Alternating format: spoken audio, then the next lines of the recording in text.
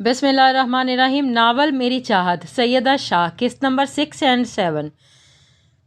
यार तुम्हारे मामू और मामी कितने अच्छे हैं ना, कितने डिसेंट और पोलाइट हैं। से चाहत और सानिया बेड पर लेटी बातें कर रही थी कि अचानक चाहत ने इसके मामू का जिक्र छेड़ा। हाँ यार वो तो है, मेरे मामू मामी बहुत अच्छे हैं। तुम्हें पता है, जब छोटी थी तो अम्मी बताया करती थी कि मामू लोग यहीं लाहौर में रहा करते थे। मैं रोज़ मामू के साथ इनके घर चली जाया करती थी और वहाँ आलियान भाई को इतना तंग किया करती थी। कभी इनके टॉयज़ तोड़ देती थी, कभी इनकी बुक्स फाड़ देती थी।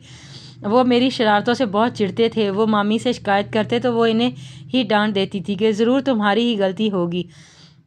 मेरी मामी भी मुझसे बहुत प्यार करती हैं। तुम्हें पता है, चाहत जब भी इनके घर जाती थी तो मैं कहती थी वही बनता था खाने में।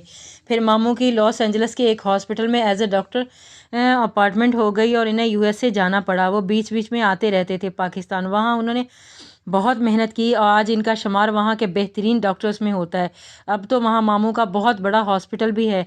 मामू के नक्शे कदम पर चलते हुए आलियान भाई भी डॉक्टर बने हैं। इनफैक्ट वो तो बहुत बड़े सर्जन हैं। सानिया ने सारा किस्सा चाहत को सुनाया। चाहत बड़े गौर से सारी बातें सुन रही थी। वैसे तुम्हारे मामू की एक ही औलाद है क्या? मतलब मुझे लगा तुम हर वक्त कभी किसी आलियान भाई का जिक्र करती हो।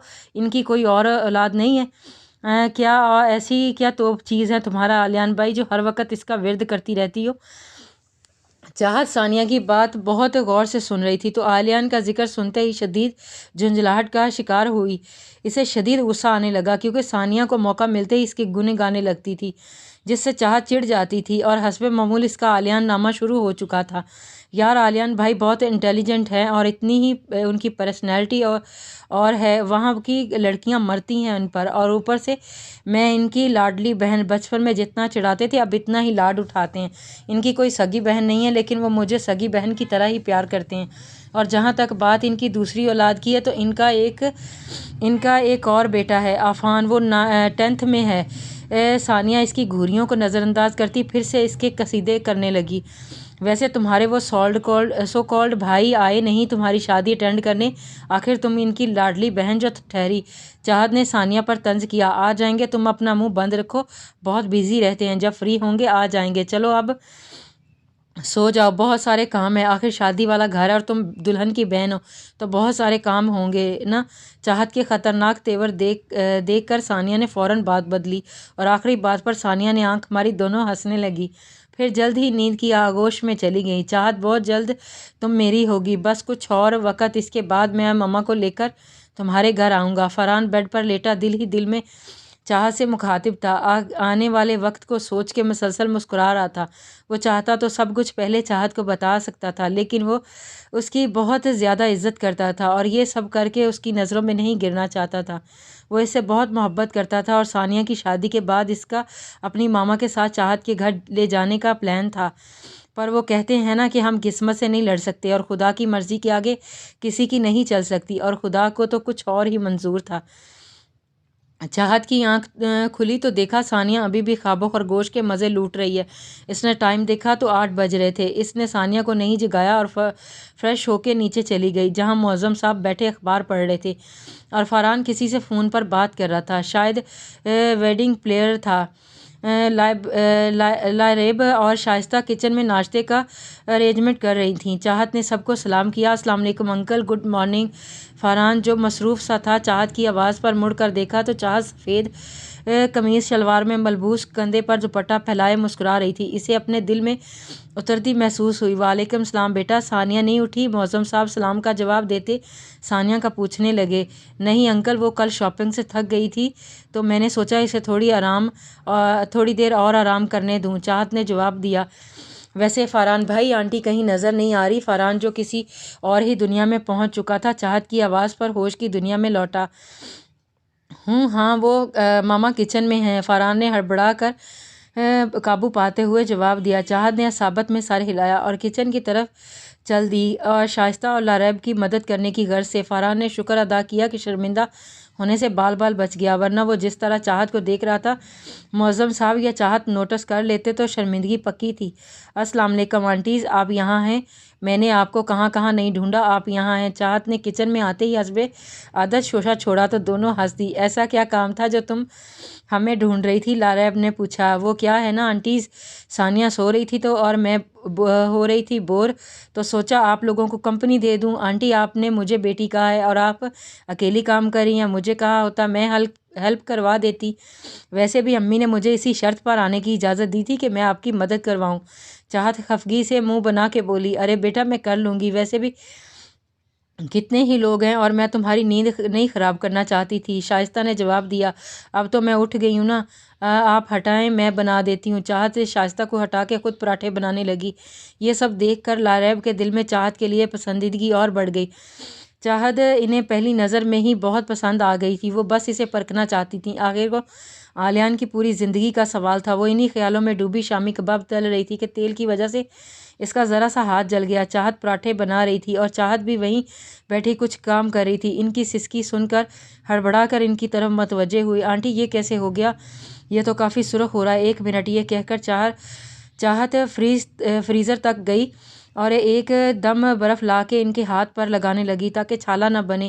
شائستہ فرسٹ ایڈ باکس لینے چلی گئیں اور فرحان اور معظم صاحب جو لانج میں بیٹھے شادی کی ارینجمنٹس کے بارے میں بات کر رہے تھے، شائستہ کو فرسٹ ایڈ باکس لے جاتے دیکھا تو پریشانی سے کچن میں گئے تو وہاں دیکھا چاہت بڑے احتیاط سے ان کے ہاتھ میں آلمنٹ لگا رہی تھی۔ معظم صاحب پریشانی سے لاریب تک پہنچے۔ یہ کیسے ہو گیا بیگم؟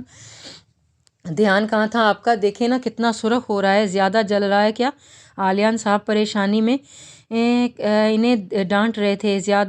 ارے زیادہ کچھ نہیں ہوا، وہ چاہت نے جلدی آئس لگا دی تھی اس لیے زیادہ نہیں جل رہا۔ وہ چاہت کو پیار سے دیکھ رہی تھی جو ان کے ہاتھ پر دوائی لگا رہی تھی۔ اپنے شوہر کی طرف متوجہ ہوئیں۔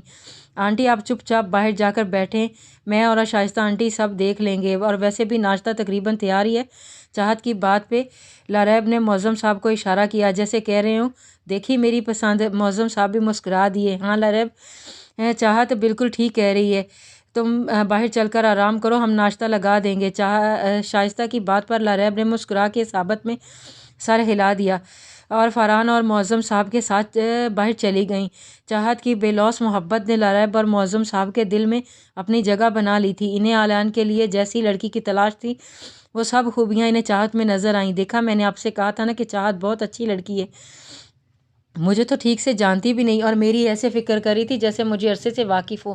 مجھے چاہت بہت پسند آئی ہے، مجھے علی کے لیے ایسی ہی بے لوث لڑکی کی تلاش تھی۔ لاریب باہر آنے کے بعد معظم صاحب سے مخاطب ہوئیں، آپ کہہ تو صحیح رہی ہیں بیگم، ہم اتنی جلدی کسی نتیجے پر نہیں پہنچ سکتے، ہم جب تک یہاں ہیں چاہت کے بارے میں اور بھی کچھ جان لیں گے، ان کی فیملی کے بارے میں بھی۔ آپ فکر مت کیجیے، میں چاہت کی فیملی کے بارے میں پتہ کروا دوں گی، مجھے امید ہے چاہت ہماری امیدوں پر پورا اترے گی، مجھے یقین ہے۔ لاریب نے چاہت کو اپنی بہو بنانے کا پکا ارادہ کر لیا تھا، اللہ کرے ایسا ہی ہو۔ معظم صاحب نے ان کی تائید کی۔ اتنے میں ناشتہ بھی لگ چکا تھا، ثانیہ بھی جاگ چکی تھی۔ فرحان تو پہلے ہی کام کے لیے کہیں باہر گیا تھا۔ میری چاہت، سیدہ شاہ، قسط نمبر 7۔ سب عورتیں لانچ میں بیٹھی شادی کی شاپنگ دیکھ رہی تھیں تو ثانیہ لاریب سے مخاطب ہوئی، مامی عالیان بھائی اور عفان نہیں آئے آپ کے ساتھ؟ کافی عرصہ ہو گیا دونوں کو دیکھے ہوئے۔ بیٹا جی وہ ضرور آتے لیکن عفان کے ایگزامز آ گئے تھے تو عالیان کو رکنا پڑا۔ ان دونوں نے بہت کوشش کی مینیج کرنے کی لیکن کچھ نہ ہو سکا، ویری سوری بیٹا۔ ارے آپ کیوں سوری کر رہے ہیں مامی، ضرور کوئی مجبوری رہی ہوگی تبھی عالیان بھائی نہیں آ سکے۔ کوئی بات نہیں، جب پاکستان آئیں گے نا تو میں ان سے بالکل بات نہیں کروں گی، آپ دیکھ لینا، ثانیہ اداسی سے بولی۔ تو چاہت کو اس کی اداسی بالکل اچھی نہ لگی، وہ فوراً اٹھ کر اس تک آئی، ارے میری جان ایسے دلہن اداس اچھی نہیں لگتی، تم کیوں اداس ہوتی ہو؟ یہ تو تمہارے اس کزن کی بیڈ لک ہے جو اس نے اتنا اچھا ایونٹ مس کر دیا۔ اب ایسے اداس مت ہو ورنہ تمہارے چہرے پر جھریاں آ جائیں گی، تو کہیں احمر بھائی تمہیں دیکھ کر خوف سے بے ہوش ہی نہ ہو جائیں کہ کیسی بیوی ملی ہے انہیں۔ ثانیہ کی اداسی دیکھ کر لاریب کچھ بولتی، چاہت سے اس کی اداسی برداشت نہ ہوئی، وہ فوراً بول پڑی۔ اس کی باتیں سن کے ثانیہ کے چہرے پر مسکراہٹ آ گئی تو سب نے شکر ادا کیا، تم نہ بس فضول ہی بولا کرو، نہیں ہوتی اداس میں، بس ثانیہ نے مسکرا کر کہا۔ لاریب چاہت کی طرف متوجہ ہوں، بیٹا تم نے نہیں کچھ بتایا اپنی فیملی کے بارے میں۔ آنٹی میں نا اپنے والدین کی اکلوتی اولاد ہوں، ان کی بہت لاڈلی ہوں، خاص کر اپنے بابا کی۔ انہوں نے آج تک میری کوئی بھی بات رد نہیں کی۔ امی مجھے ہر وقت ڈانٹتی رہتی ہیں لیکن ان کی ڈانٹ میں بھی محبت ہوتی ہے۔ میں یہیں 2 گلیاں چھوڑ کے رہتی ہوں۔ چاہت نے اپنی فیملی کا تعارف کروانا شروع کیا۔ ویسے چاہت تم اور ثانیہ ہم عمر ہو، ثانیہ کی تو شادی ہے، تم کب شادی کر رہی ہو؟ لاریب باتوں باتوں میں یہ جاننا چاہا کہ چاہت کا کہیں کوئی رشتہ وغیرہ تو نہیں ہوا۔ ارے کہاں آنٹی، میرا تو ابھی تک رشتہ بھی نہیں ہوا، ویسے بھی مجھے ابھی پڑھنا ہے، بڑا آرکیٹیکٹ بننا ہے۔ چاہت نے لاریب کے سارے خدشات دور کیے تو لاریب نے سکھ کا سانس لیا۔ ارے چھوڑو ان باتوں کو ثانیہ، چاہت جا کر تمہارے مائیوں کے کپڑے رکھے ہیں دیکھ لو، دونوں تیار ہو جانا شام کو۔ ثانیہ تمہیں مائیوں میں بیٹھنا ہے، شام میں سارے خاندان والے بھی آ جائیں گے۔ شائستہ نے دونوں کو ہدایت دی، دونوں صحابت میں سارے ہلایا اور کمرے میں چلی گئیں۔ آپا آپ کو چاہت کیسی لگتی ہے؟ ہمارے آلیان کے لیے مجھے تو بہت پسند ہے، آپ کو کیسی لگی؟ دونوں کے جانے کے بعد شائستہ سے لاریب نے پوچھا۔ لاریب تم نے تو میرے منہ کی بات چھین لی، مجھے بھی چاہت بہت پسند ہے۔ تم نے جب مجھے آلیان کے لیے لڑکیاں دیکھنے کو کہا تھا نا تو پہلا خیال مجھے چاہت کا ہی آیا تھا۔ ویسے تمہاری باتوں سے مجھے پہلے ہی اندازہ ہو گیا تھا جب تم اس سے شادی کے بارے میں پوچھ رہی تھی۔ شائستہ کو بھی چاہت پہلے سے ہی آلیان کے لیے بہت پسند تھی، لیکن انہیں یہ پتہ نہیں تھا لاریب اور معظم کو کیسی لڑکی چاہیے آلیان کے لیے۔ لیکن لاریب کی باتیں سن کر ان کے سارے خدشات دم توڑنے لگے تھے۔ وہ بہت خوش ہوئیں یہ سن کے۔ اب تو لاریب نے پکا ارادہ کر لیا چاہت کی فیملی سے بات کرنے کا۔ شائستہ نے انہیں بتا دیا تھا کہ ان کی فیملی شادی میں آنے والی ہے۔ اس کے بعد انہوں نے معظم صاحب سے بات کی اس بارے میں تو انہوں نے بغیر کسی اعتراض کے حامی بھر لی اس کے والدین سے ملنے کی۔ ہیلو ڈیڈ، کیسے ہیں آپ اور موم کیسی ہیں؟ آلیان کو اپنے ڈیڈ کا فون آیا تھا جو اب بھی ہاسپٹل پہنچا تھا۔ آج کل اس کی ہاسپٹل کی روٹین بہت ٹف تھی، پھر ہاسپٹل سے گھر جا کر اپنے بھائی عفان جو کہ بہت شیطان تھا اسے پڑھانا ہوتا تھا۔ وہ بہت ہی لاپرواہ تھا اسٹڈیز کے معاملے میں، ہر وقت کھیل کود، خاص کر کے فٹ بال میں اس کی جان بستی تھی، ہر وقت فٹ بال کھیلتا رہتا تھا۔ وہ آلیان سے بہت ڈرتا تھا۔ ہاسپٹل سے آنے کے بعد وہ اسے خود پڑھاتا تھا۔ میں اور تمہاری موم بالکل ٹھیک ہیں، تم سناؤ ہاسپٹل کیسا جا رہا ہے؟ عفان کی اسٹڈیز جس کی وجہ سے تم شادی بھی اٹینڈ نہیں کر سکے۔ ڈیڈ ہاسپٹل کی روٹین بہت ٹف ہے، آج کل تو عفان بہت کامچور ہو گیا ہے، بالکل اسٹڈیز پر اس کا فوکس نہیں ہے، اس کا بس ہر وقت فٹ بال۔ میں خود اسے اپنی آبزرویشن میں تیاری کروا رہا ہوں۔ پہلی والی بات پر اس کا کہکا گونجا۔ ویسے ڈیڈ ثانی میرے نہ آنے کا سن کے ناراض تو نہیں ہوئی نا؟ کیا ری ایکشن تھا اس کا؟ ہاں وہ اسی لیے تو فون کیا تھا، وہ تم سے بہت ناراض ہے، اسے فون کر کے ایکسکیوز کر لینا۔ اوکے میں تم سے بعد میں بات کرتا ہوں، خدا حافظ۔ اوکے ڈیڈ خدا حافظ۔ یہ کر کے اس نے فون بند کر دیا تھا اور وارڈ کی طرف چل دیا۔